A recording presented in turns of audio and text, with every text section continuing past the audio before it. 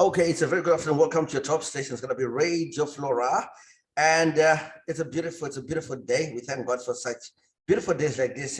Even though things are not really, we're not really in a good space internationally, globally. Things are just haywire. But I'm privileged and honored to be hosting Chief Ndeweni. Chief Ndeweni, how are you doing? I'm doing well, thank you very much. I'm great. The family's good.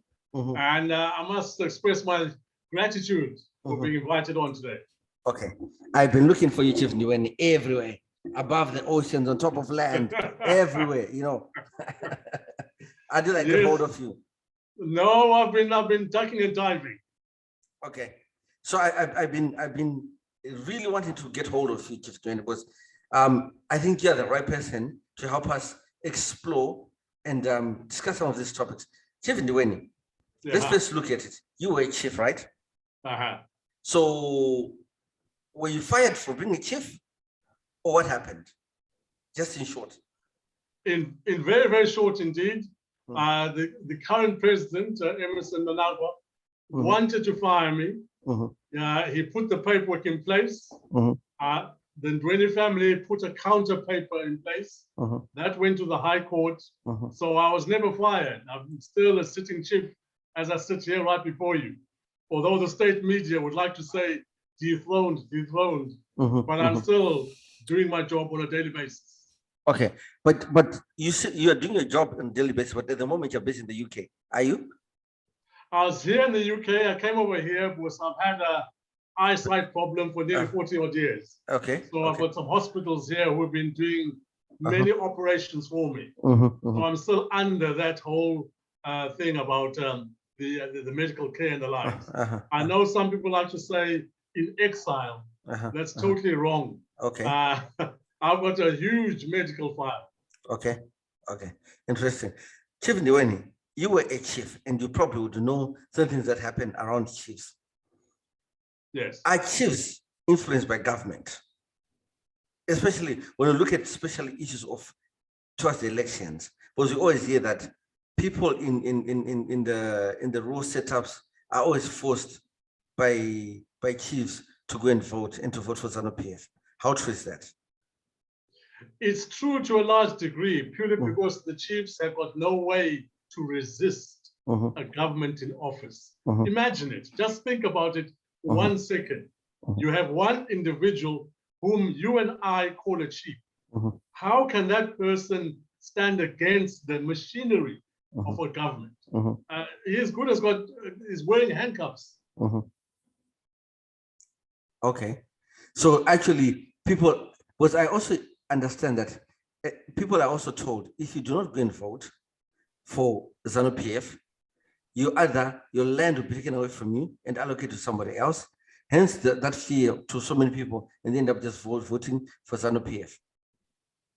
That is true. That has been going on for quite some time. But what is encouraging is that now people with the voter education, people have now begun to realize that when I go and put my X in the box, in reality, there's no one who knows who I voted for. So now the people are becoming very bold. And yes, they'll attend ZANU-PF rallies, but the minute they leave the rally, they'll take off the T-shirt, they'll take off the cap, and they'll walk away with the 20 kg mini meal, and they'll eat it well. And that's what I've been telling my people, to say, I will not put you in harm's way.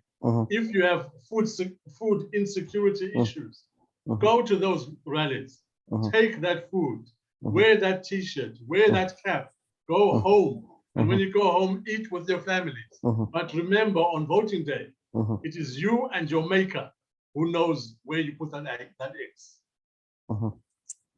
Okay. So literally, are you saying chiefs are influenced by government? Yes or no? Let me take it even further. Okay. Chiefs are forced by the government of the day to do the government's bidding. So I'll underline that word. Chiefs are forced to do what the government of the day wants them to do. It is only those new chiefs who know their rights, who know how to push against the system, who can stand alone and do their own stuff. And to my count, out of 300 chiefs in Zimbabwe, we've got about maybe 50 to 60 new chiefs who are now going in a different direction. Okay. And then Chief Ndeweni, as a chief, how are chiefs promoting the welfare of persons with disabilities within their different areas? Each chief should have, just like myself, I have a vulnerable people's list in my jurisdiction, whereby I'm looking at all vulnerabilities and all challenges of my people, because I will not be able to serve them well if I don't know where the people are that need certain aid or certain assistance or all those things. So when I go to my 30 or so village headmen and the ladies there, they must produce that vulnerable people's list for the whole area, so that we know where to divert the assistance and the aid for. Because what tends to happen is that councillors work on a political basis.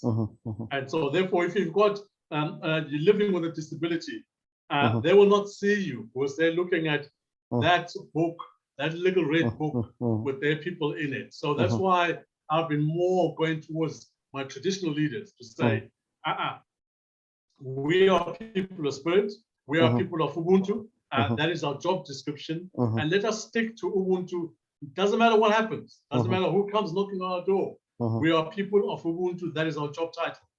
Okay. As a chief, do you feel people with disabilities actually get support from government, from social services? The support is very, very, very poor indeed. It is woefully poor. A great deal can be done from government, and especially from government and social services arena when it comes to the rural district councils or other councils and likes there. There is a huge amount that we could do, which is not being done at the moment. But then again, that is the sign of the times, whereby government departments are not functioning as they should have been functioning. Okay. Do persons with disabilities within your area, do you think they also have access to things like education and access to health facilities? In my area, we've got a new clinic coming up. I don't know how far they've got with that. We've been pushing hard for that.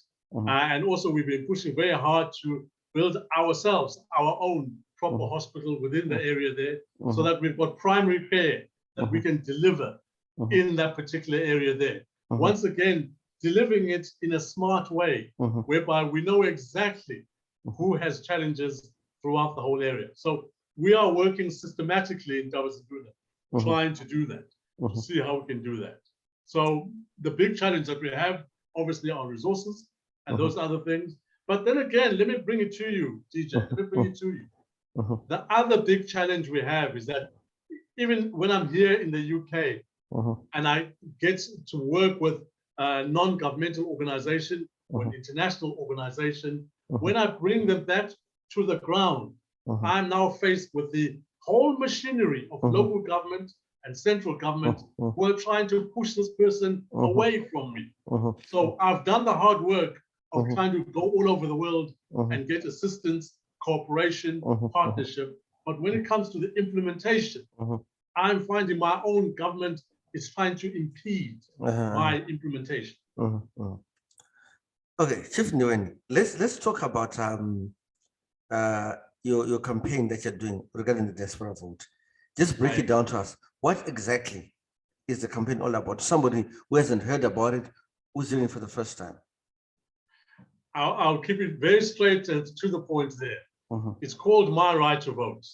And basically what we are saying right now, this second, in the diaspora, there are over 5.5 million Zimbabweans who want to vote. The last election in 2018, the number of people who voted in Zimbabwe was only 4.8 million. So 4.8 million against 5.5 million in the diaspora who want to vote. I am pushing the campaign to say every Zimbabwean in the diaspora, wherever they are, should be allowed to vote from wherever they are. And not going to an embassy or falling behind there. We want them to vote electronically, so that on your smartphone, on your computer, so that when even you're at work or on the train or in a restaurant, that is how we want people to vote. Okay. So that is the whole campaign for Okay. My Right to Vote, to say, yeah. Okay. It sounds a brilliant idea when you talk about it, but then the Zimbabwean government will say, electronically, it's not safe because there could be hackers who would hack the system, and this the votes might be tampered with. You understand? That would be the government's excuse. How would you handle that? For us, as My Right to Vote, the main point people must understand, My Right to Vote is an independent vote. It's an independent election. It does not have ZEC in it. It does not have the government of Zimbabwe in it. We have done that by design. We have done that on purpose. We've done that so that we can create a constitutional crisis when it comes to 2023, when we produce our results and put them on the table.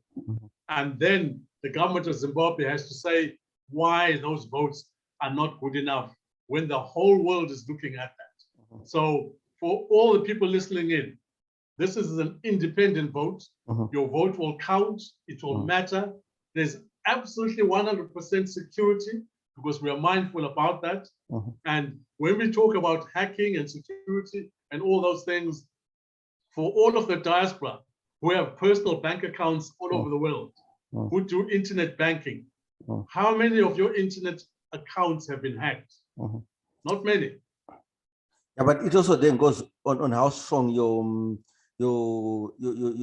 encryption system is how good and how strong it is, you know.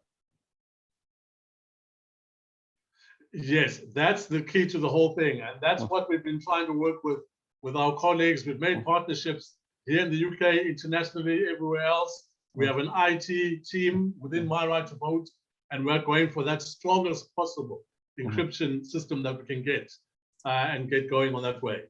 Okay, Chief Ndeweni, and then I'm going to put the hammer on the head. You're talking about this whole beautiful, good app and everything, but my question then comes to say, how accessible is going to be that app towards people with disabilities, people who are blind, like myself? I always have a problem with a lot of things that are designed. It looks good to the set of people, but they then forget to say there is somebody who is blind who would want to use that app. Have you had a prototype to get that app being tested by blind people to see how accessible it could be, or what adjustments could be made by the programmers so that it also becomes accessible to persons with disabilities? Yes, that is a fair question. There's a straight question there. On that particular level there, we were looking at the systems that you have now, i.e. voice recording, voice recognitions that are there on many computers or phones or the likes, whereby that can be brought into line to do that. But then also in addition to that, right now as we speak, we've been opening offices, a number of offices. We have a number here in the UK and also in SADC, South Africa, Botswana, and a number of other countries, whereby when it comes to that particular situation, there'll be help there for people who with disabilities to help them vote and to do all that voting process with it. And also in addition to that, what we're working on as well is we're looking for third-party voting centers, i.e. voting centers that will be manned by... Oh, are you still there, DJ? Yes, I'm there. I'm here. I'm listening to you. We're still together. Yes, and yeah, we're looking for third-party voting localities so that if you're like in Bonn, in Germany there, and if the EC offers a particular building or area where we could vote, we'll take that up. Likewise, if we go to the UN and they've got a place there, we'll take that up. Okay. We are very straight to say ZEC has a confidence problem. The government of Zimbabwe has a confidence problem. The people don't trust them. So therefore, we need that third-party assistance that will help us on that. Okay, so Chief Ndeweni, I'm going to take you slightly back. As persons with disabilities, we've always been saying we want to be able to do things for ourselves, and nothing with us, nothing for us without us. We've always been trying to engage ZEC to say Why can't you even print Braille ballot papers? Why can't you? Yes. So for me, I would not agree when you say persons with disabilities should be assisted to vote by somebody else. Why can't the system be designed in a manner whereby if I am blind, I can be able to do that on my own? Because remember, my vote is my privacy, you know, and Yes. I'm willing to test your app, you understand, the prototype of it, and to indicate to you guys where it's not accessible, what adjustment needs to be done in order for it to also accommodate persons with disabilities. That's a strong point. That's a fair point on that.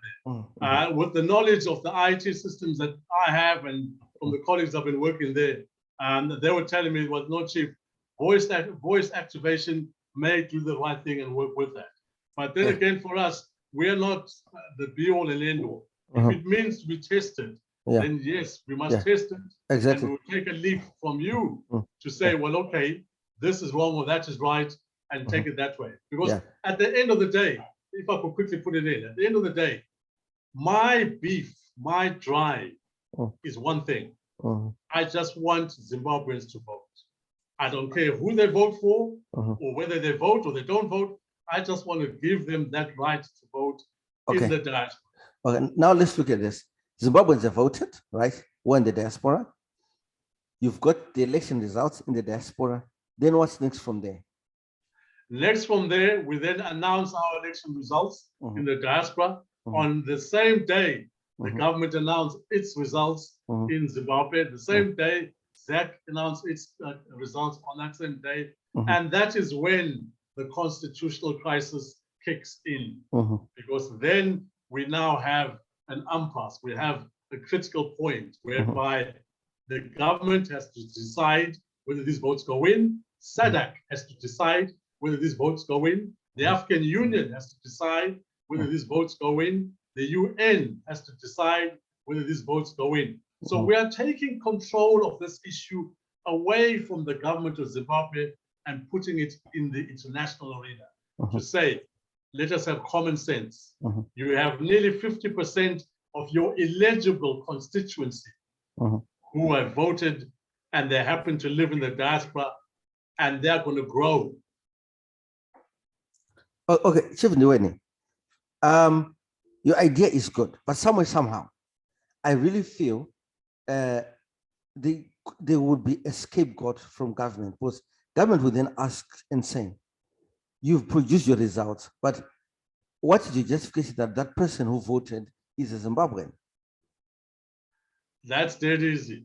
We're using exactly the same criteria that ZAC uses to identify an individual, that they are Zimbabwean, i.e. Birth certificate, ID card, passport, and even now ZAC is using affidavits. We're also bringing that in online there. So there'll be no difference on that. So now if I vote on your app, right, with my ID number, you understand? In terms of my data, you understand? Where is it going to be stored? How long is it going to be stored? Is my data safe with you guys? You understand? Because even doing that information might be taken and taken to the wrong hands and say, okay, he voted for so and so, he voted for so and so. How then safe is my data? Because issues of data protection to me is very of importance. Data protection is our paramount thing also. 100% paramount on that particular issue. That is why when working as My Right to Vote, we are already looking for oversight from international organizations who do elections every single day of the week around the world. This is their job. This is what these people do. And we are bringing those people on board to say, please, can you give us a system so that we are transparent, we are accountable, we've got security in our system, because you do elections 365 days a year all over the world. So once again, we are opening our doors wide to say we want a professional election that gives that particular person the assurity that their information is safe, will not be divulged or taken to any other person. Okay, Chief ndeweni, I want to give another scenario. There's somebody who's based in Zimbabwe. There's someone who's based in the diaspora, okay? I'm here in the diaspora and I decide to cast my vote, you understand, on your app or on your website, right? Yeah. But then somebody in Zimbabwe also goes on your website, then is also able to cast their vote, you understand? Yeah. Because once ZANU-PF is aware of that, you understand, they can get all their people who are already in Zimbabwe to still vote on your platform again. How then do you really can say safely, this person is not in Zimbabwe, this person is in the diaspora? Because there's a VPN. If I'm in Zimbabwe and if I change my VPN and put a location Netherlands or Germany, whatever, you then can't pick it up. How then safe and secure is that? The safety element of it is in the registration process of the individual, so that when you register with My Right to Vote, initially it's just your name and an email or telephone number to get in touch with you. Then the process begins of whereby we are now honing in on you as an individual, of your identification and where you are based and the like. And that's when we'll ask the searching questions on that particular site. Okay. So in case somebody's data is shared, is leaked, you understand? Yeah. What's next from there? If someone's data, I'm very particular with the issue of personal data and data protection. Yes. Yes. Because I think what should be, someone's data is linked for My Right to Vote. Yeah. Yes. If the data is linked by My Right to Vote. Say again, you broke up on my side. My internet is weak. Okay. So my question is, if my data is linked, you understand, by your organization, you get what I'm saying? Then what's next? If My Right to Vote leaks that data there, then obviously we've got to look at our systems to say, well, okay, how did that leak occur? And bear in mind, it is not just My Right to Vote is doing that. It is those organizations we've brought on board to say, give us oversight, give us direction. You've been doing elections for all these years.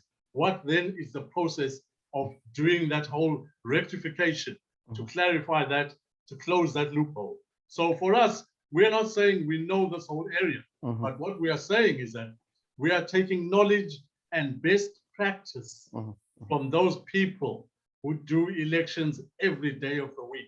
We can only follow what their systems do and how they ensure safety for the voter. Okay, this remains your number one radio stations, remains Radio Flora broadcasting all the way from Germany on the Big Show. And this afternoon, I'm joined in by Chief Ndeweni, and we're talking about his campaign, My Right to Vote. And we believe it's everybody's right to vote, you know, whether you're Zimbabwean in Zimbabwe, out of Zimbabwe, you're disabled, you're elderly, you are female, you're male, you're religious, you have to have the right to vote, because your vote is your voice, your vote is your power. The power is within your vote. Chief Ndeweni, with almost about 11 months to the next elections in Zimbabwe, how far has your campaign gone? Do you think it has reached so many Zimbabweans in the diaspora? How far is your preparation, you understand, for your application or your website? How far do you think you are now? We are some way along that road already. What you have to understand is that for us doing the election process there, it's a lot easier than someone like ZEC or the likes, whereby we are just focusing on our IT base, our database, and those modalities of getting it in place. Once all of that is done, we are good to go. So 11 months, yes, we can achieve that target. There's nothing particularly wrong with it. And what is encouraging is that we are now getting big players, big organizations who are suddenly saying, this is the way to do it. This is the way to go forward on that. So the support is coming more and more, especially as we see the situation in Zimbabwe today. Something has to give. And we are trying everything to ensure that it is this vote that gives. Okay. Chief Ndeweni, I'm going to keep track of you, and we're going to have these conversations more and more to just find out how far you've gone, how far the My Right campaign is, and what are the next steps, you know. So I'm going to be looking for you now that I've got your contact and I know where to find you. DJ, it's my thanks, Mama. It's my thanks. I'm really humbled that you plucked me up and you picked me up. Okay, so thank you so much for coming through. What could be your parting shots, Chief Ndeweni, on your campaign and to Zimbabweans in the diaspora? My parting shot to Zimbabweans in diaspora and even Zimbabweans at home. folks, the vote is vital. I know we've all got many questions. I know we've been disappointed so many times. But as the good book says, it is the simple thing that comes through all the time. We have found the simple thing. All I can say to you is that trust the simple thing. Give it a go, and we'll get through this. If we don't do this, we've got so much at stake. So much at stake. Thank you, DJ. Okay. No, thank you, Chief Ndeweni. All the best with your medical checkups, your eyes, and we hope to be catching up with you and making track, because it's something that I've been following your campaign, and yeah, we thought, let me get the man himself, Chief Ndeweni, and get to talk to him.